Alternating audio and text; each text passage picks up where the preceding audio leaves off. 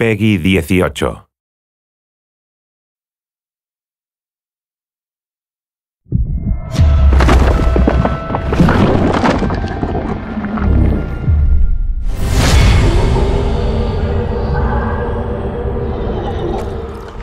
Hi, I'm Gabrielle Shrager, Senior Story Director at Ubisoft Montpellier Studios, and I'm the lead writer on ZombiU. So let's talk story.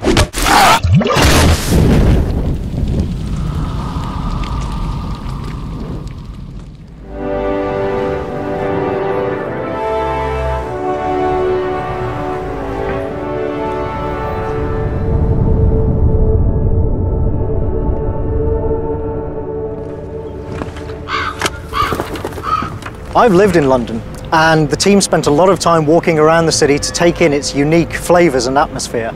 And what we've created from that is a kind of sublime vision of the city, a creepy, apocalyptic, hyper-real version of London where hell is just around the corner. Oh Lord our God, arise, scatter her enemies, and make them fall.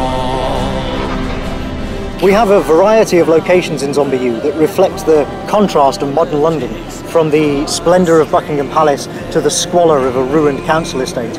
And where else can you meet a zombie Bobby, Beefeater, or even a royal guard?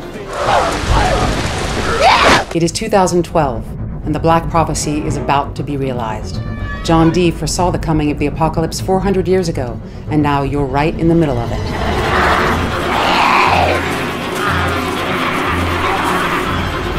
Run if you want to live!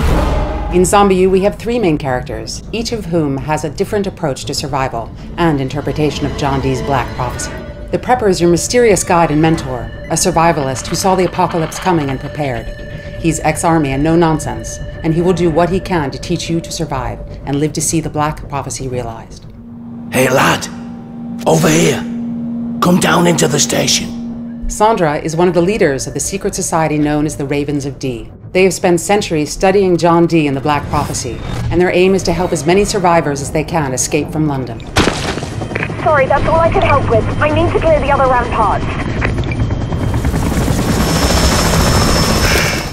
Dr. Knight is one of the Queen's doctors. He has survived deep beneath Buckingham Palace in the royal bunkers, where he's obsessively searching for the fabled panacea, a universal cure that John Dee died looking for.